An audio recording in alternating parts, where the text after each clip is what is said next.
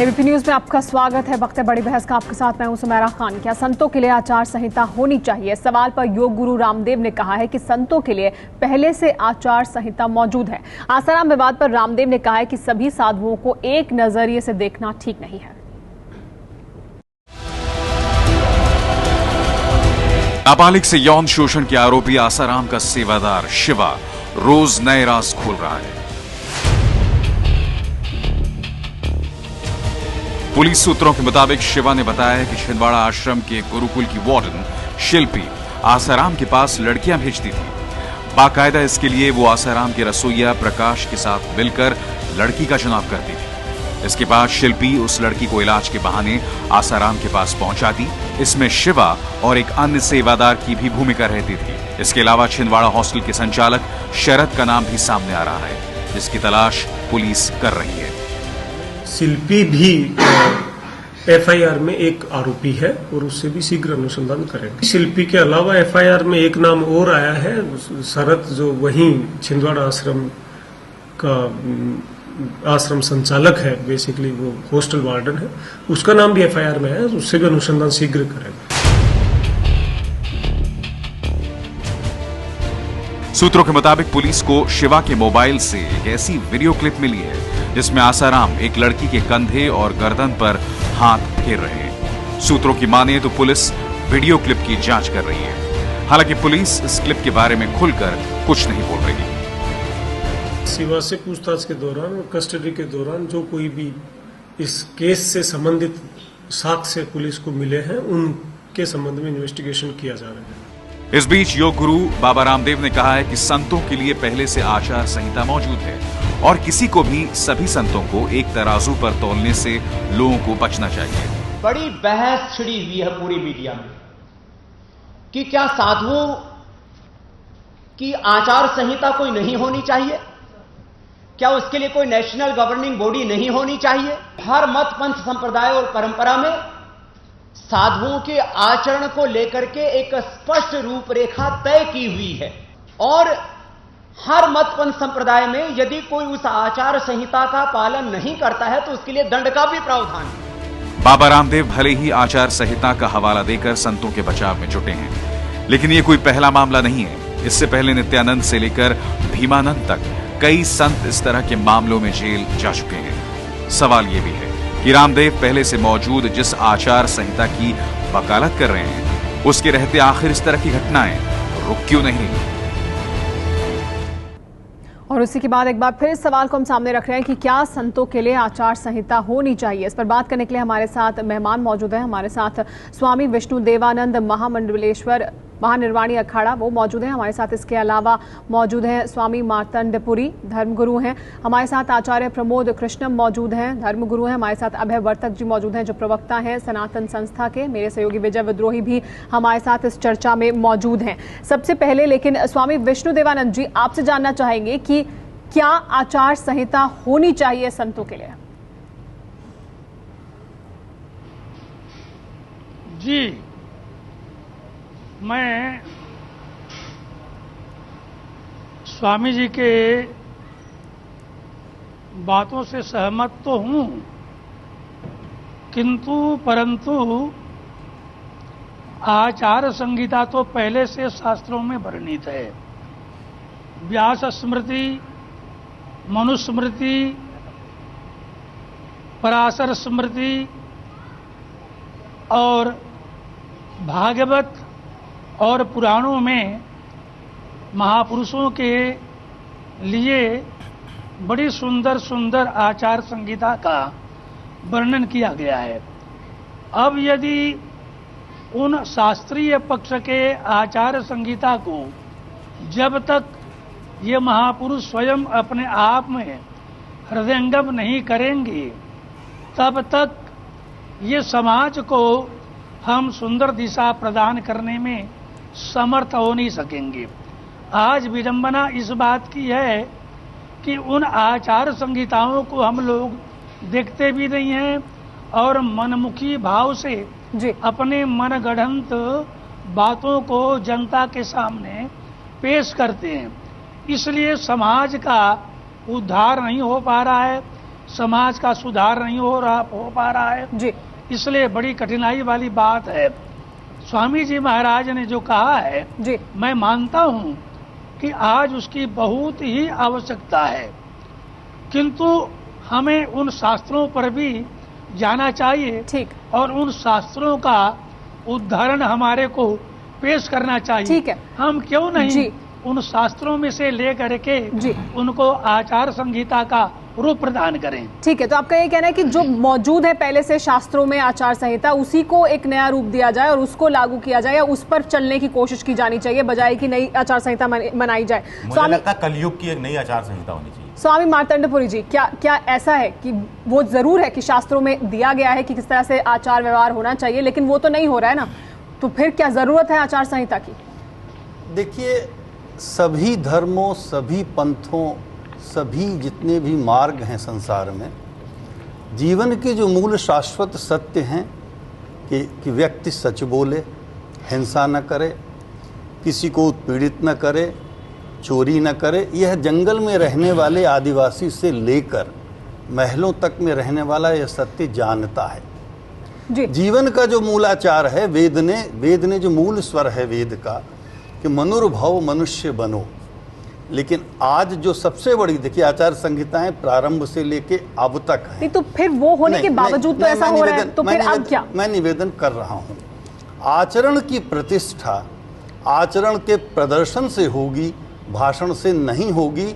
आज पूरे भारत में शायद ही एक व्यक्तित्व ऐसा दिखे जिसका आचरण से आप आचार संहिता बना सकें या कर सकें। हमारे यहाँ कहा गया है कि धर्मस्य तत्वम निहितम गुहायाम महाजनोयेन गतः सपंथा। आज महापुरुष खो गए हैं और महाजन शब्द चरितार्थ हो रहा है। जी, विजय इस पर कुछ कहना चाहते जी? ये अभी जो आचरण और ये सब तो ठीक है, अभी जो हम बात कर रहे हैं उस पर तो एक आचार्य संहिता होनी चाहिए। मुझे लगता है कि आज की तारीख में 2-3 पॉइंट अपनी तरफ से बताना चाहता हूं। मेरे विचार से एक आचार संहिता आज की तारीख में क्या ये नहीं होनी चाहिए कि कोई जैसे लैंड सीलिंग एक्ट लागू होता है तो आश्रम या जमीन सीलिंग एक्ट लागू हो। ये सारे जो जितने भी धर्म के प्रचारक हैं कि कितने राज्यों में कितनी जमीनें खरीद सकते हैं, कितने आश्रम ले सकते हैं, सरकार से क्या रियायती दर पर आश्रम के लिए जमीन या गुरुकुल के लिए जमीन लेनी चाहिए, क्या किसी राजनीतिक पार्टी के समर्थन में बयान देना चाहिए, क्या किसी राजनीतिक नेता विशेष के समर्थन में बयान देना चाहिए। ये चीजें हैं, मुझे लगता है ये भी इस आचार संहिता में आचार संहिता में आनी चाहिए। हमारे साथ अभय वर्तक जी भी हैं, फिर मैं आचार्य प्रमोद कृष्ण जी के पास आऊंगी। अभय वर्तक जी, आपका क्या कहना है? आपने सुना स्वामी विष्णुदेवानंद जी को भी और स्वामी मार्तंडपुरी को भी, उनका कहना है कि जरूर है शास्त्रों में कि किस तरह का आचार होना चाहिए, आचरण होना चाहिए, लेकिन आज ऐसा नहीं हो रहा है, तो फिर क्या इस आचार संहिता की बहुत जरूरत नहीं है, होनी चाहिए या नहीं? मुझे लगता है इसके लिए मूलतः देखने के लिए जाए तो हमारे शास्त्र कहता है कि जितनी व्यक्ति है उतनी प्रकृति है और उतने साधना मार्ग है। तो हर एक व्यक्ति का संत बनना तो अलग अलग प्रकार से होता है। योग मार्ग से जाएंगे, ज्ञान मार्ग से जाएंगे, तो हर एक का जो आचरण है वो अलग अलग है। दूसरी बात है, जब भी कोई व्यक्ति संत पद पर पहुंच जाता है, वो उसका संत पद उसको तभी आता है कि वो कभी भी अशुद्ध आचरण करेगा ही नहीं या गलत आचरण करेगा ही नहीं, और जो करता है तो वो बंधु संत कहते हैं या गलत संत हम उसको कह सकते हैं, या संत के नाम पे पाखंडी, इस प्रकार से कहा जा सकता है। दूसरी बात इन्होंने कही कि परम पूज्य रामदेव बाबा जी ने कि साधुओं के बारे में और संतों के बारे में इसमें फर्क करना थोड़ा सा चाहिए। ऐसा लगता है कि साधना मार्ग में बहुत सारी स्थितियां होती है, तो इसको भी समझना चाहिए। तीसरी बात है कि इन्होंने कहा कि गुरुकुल लेने चाहिए या आश्रम के लिए जमीन लेने चाहिए, इसके बारे में आप क्या मानते हैं कि संत का कार्य कैसा है? अगर वो समष्टि कार्य, हाँ, आचार संहिता होनी चाहिए या नहीं? अगर वो समष्टि कार्य करने वाले संत है, नहीं, मुझे लगता है कि इसको आचार संहिता मतलब उसको डिफाइन किस कर पाएंगे। जैसे संतों को अगर उन्होंने उनका मार्ग के अनुसार किया है, जैसे मैं 1-2-4 उदाहरण आपको बताता हूँ कि गजानन महाराज करके बहुत बड़े संत होके गए जिनके लाखों भक्त है, वो तो चिलिम पीते थे। या परम पूज्य शंकराचार्य महाराज करके, शंकर महाराज करके पुणे से है, तो उनके मतलब संतों के आचरण और मतलब उनकी आध्यात्मिक स्थिति इसको आप किसी इसमें नहीं खड़ा कर सकते। इतनी तरह के आध्यात्मिक गुरु हैं या संत हैं कि उनको एक लाइन में नहीं ले सकते हैं। आचार्य प्रमोद कृष्ण जी, क्या इस वजह से आचार संहिता नहीं बन सकती है, इसलिए हर कोई अपनी तरह से जिएगा और अपनी तरह से अपना संत समाज चलाएगा? देखिए सुमेरा, ये संत होना, साधु होना, ये बहुत ही व्यक्तिगत मामला है। ये आत्मानुभूति का विषय है और आत्म साक्षात्कार का विषय है और वैराग्य का विषय है। साधु बनाने की कोई फैक्ट्री नहीं खोल सकता है, साधु बनाने का कोई इंस्टीट्यूट नहीं हो सकता है। साधु बनता है जब उसको वैराग्य होता है, तो साधु बनता है। एक विषय सुमेरा। दूसरी बात, भारतीय जनता पार्टी के वरिष्ठ नेता स्वामी रामदेव जी बोल रहे थे कि आचार संहिता होनी चाहिए और आचार संहिता है। मैं पूज्य रामदेव जी से कहना चाहूंगा कि आचार संहिता परिचय है भारतीय जनता पार्टी के वरिष्ठ नेता स्वामी रामदेव। अच्छा, उन्होंने कहा ना समर्थन नहीं देंगे अभी मोदी को, या समर्थन लेने देने की बात तो राजनीतिक पार्टी ही कर सकती है ना, या राजनीतिक व्यक्ति कर सकता है, आम आदमी तो कर नहीं सकता, संत तो कर नहीं सकता। मैं विषय पे आता हूँ। तो विजय जी, आप हम लोगों को लड़ाई लड़ाते रहते हो। नहीं, लड़ाई नहीं लड़ा मैंने जो टॉपिक उठाया ये कि आचार संहिता का हिस्सा नहीं होना चाहिए। मेरा निवेदन ये है। दूसरी बात, क्या आचार संहिता ये बनेगी कि साधु को व्यापार नहीं करना चाहिए? क्या आचार संहिता ये बनेगी ना कि साधु को महिलाओं से दूर रहना चाहिए, जैसा कि उन्होंने कहा है? क्या आचार संहिता ये बनेगी कि महिलाओं के कपड़े पहनना नहीं चाहिए? क्या आचार संहिता ये बनेगी? तो आचार संहिता क्या बनेगी कि कंपनी, प्राइवेट लिमिटेड, उद्योग, धर्म को धंधा बनाओगे? ये तो सब चीजें हैं। किसी भी संत को कारोबार करना अभी भी नहीं, लेकिन ये सब है तो उसके बावजूद ये जो हो रहा है आज, वो क्यों हो रहा है? नहीं, इसलिए हो रहा है कि जो चीज है उस पर कोई अमल नहीं हो रहा है। तो फिर कैसे अमल कराया जाएगा, या कैसे वो जो बीच में कुछ लोग मौजूद है उन्हें कैसे अलग किया जाएगा? ये अहम सवाल है ना। मैं आज जो जिम्मेदारी से, सुमेरा, आपके बहुत बड़ा चैनल है, आपका बहुत बड़ा विषय है, क्योंकि ये देश भावनाओं का है, आस्थाओं का है, विश्वास का है। मैं इस पे बड़ी बेबाकी से कहना चाहता हूं कि आचार संहिता वो बनाए जिसने कभी कोई गलती ना की हो। आचार संहिता बनाने वाला संत इस धरती पे आज है कौन? आचार संहिता, एक मिनट, शंकराचार्यों का अगर एक सेकंड मैं बड़ी कड़वी बात कह रहा हूं, लेकिन सत्य कड़वा होता। सुमेरा, मुझे बोलने दीजिएगा, थोड़ा सा मुझे वक्त दीजिएगा। आज आप शंकराचार्यों का अगर मार्ग लेते हैं तो वहां निरे विवाद हैं। आज आप अगर अखाड़ा परिषद में जाते हैं वहां भी विवाद हैं, तमाम कथावाचकों में वहां विवाद हैं। तो पहले तो ये तय किया जाए कि जिसमें कोई विवादित व्यक्ति ना हो। बापू के ऊपर विवाद है, आप लेकिन कहना चाहते हैं कि आचार संहिता बनी नहीं सकती क्योंकि हर जगह विवाद है। इस पर बात करेंगे, हमारे बाकी मेहमानों की राय भी लेंगे, इस पर आगे चर्चा जारी रहेगी।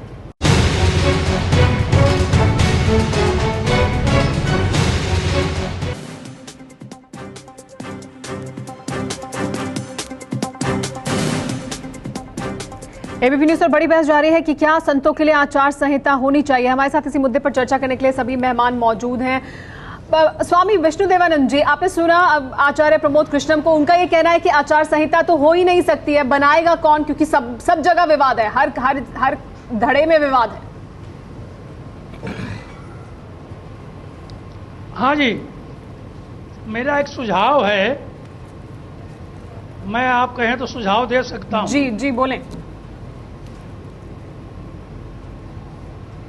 ऐसा है, श्रद्धेय श्री स्वामी रामदेव जी महाराज ने जो बात तो बड़ी अच्छी कही है उन्होंने, और समाज के हित में कही है, किंतु मैं एक सुझाव इसमें पेश करना चाहता हूं स्वामी रामदेव जी महाराज से और आप लोग पत्रकारों से, कि दिल्ली के अंदर में कोई विज्ञान भवन के अंदर में महापुरुषों की एक गोलमेज कॉन्फ्रेंस कराया जाए जी, जिसमें शंकराचार्य भी हों और गणमान्य महामंडलेश्वर वृंद हों, धर्माचार्य हों, और ये सभी मिल करके उन शास्त्रीय पक्ष को लेकर के एक जो है उसमें से चुने हुए महापुरुषों के लिए जो विधान है उस विधान को लेकर के जी एजेंडा क्या उसका जनार्दन के बीच में प्रचारित किया जाए, मतलब एक आचार संहिता बनाई जाए, एक इस तरह की कॉन्फ्रेंस हो जहां पर एक आचार संहिता बनाई जाए। आपके मुताबिक क्या क्या होनी चाहिए उसमें? हम बातें जो विजय सामने रख रहे थे, बात क्या वो होनी चाहिए कि जमीनें आप कितनी ले सकते हैं, आप टैक्स नहीं देते हैं धर्म के नाम पर, तो आपकी क्या जिम्मेदारी समाज के प्रति बनती है? क्या इस तरह की घटनाएं जिसमें इस तरह के नेताओं के साथ पक्ष में बयान देना, राजनीतिक दलों के पक्ष में बयान देना, क्या ये सब आपको लगता है आचार संहिता में होना चाहिए?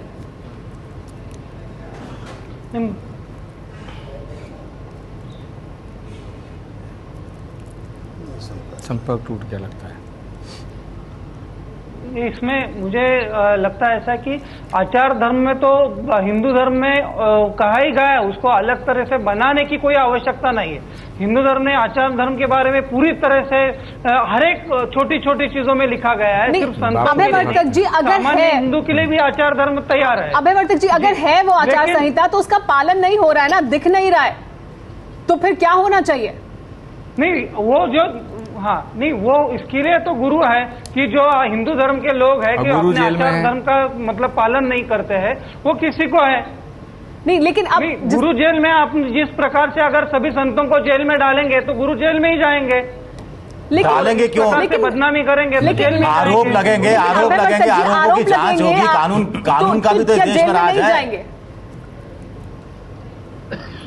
नहीं, अगर आरोप लगे हैं, मैं आपके लिए आपके सामने एक ये रखता हूँ। स्वामी नित्यानंद स्वामी के बारे में पिछले साल में पूरे देश ने देखा हुआ था, एक सीडी बनाई थी, सब पूरे दुनिया को दिखाया था कि स्वामी नित्यानंद का सेक्स स्कैंडल ये कर्नाटका हाईकोर्ट में, उसके अंदर जो वीडियो के अंदर लड़की दिख रही थी रजनीता मेनन करके, वो कर्नाटका हाईकोर्ट में गई, उसके वीडियो की तहकीकात हुई, हाईकोर्ट उनका जजमेंट आ गया। नहीं सुनिए, और वो जजमेंट ऐसा आया कि वो पूरा वीडियो फर्जी था और हाईकोर्ट ने पनिशमेंट दिया कि उस स्टार विजय चैनल ने उन स्वामी जी की माफी मांगनी चाहिए। 7 दिन लगातार हर 2 घंटे में माफी मांगने की स्टार विजय को मतलब पनिशमेंट दे दी गई। नहीं, मतलब अभी सिद्ध नहीं हुआ है। बापूजी के बारे में भी हमने देखा है कि पिछले 5 सालों से बापूजी के ऊपर बहुत सारे आरोप लगे, तो इसमें लेकिन अभी तक एक भी आरोप सिद्ध नहीं हुआ। इसमें भी अगर आरोप सिद्ध नहीं हो पाए तो किसको सजा मिली? वैलेंटाइन डे के बारे में जो खुलकर बात कही, चर्च के बारे में खुलकर बात कही, इसी के कारण आज संतों को फंसाया गया। नहीं तो फिर संतों को साथ में खड़े होना चाहिए आसाराम के ऊपर भी। अभय वर्तक जी, फिर तो संत समाज को साथ में खड़े होना चाहिए आसाराम के, अगर उनको लगता है कि उनके साथ नाइंसाफी हो रही है और उनको लगता है कि उनके साथ गलत हो रहा है, और अगर कानून है तो कानून अपना काम करेगा। इस पर बात करेंगे आगे भी। साधु बनाने की कोई फैक्ट्री नहीं खोल सकता है, साधु बनाने का कोई इंस्टीट्यूट नहीं हो सकता है। साधु बनता है जब उसको वैराग्य होता है तो साधु बनता है। आचार संहिता वो बनाए जिसने कभी कोई गलती ना की हो।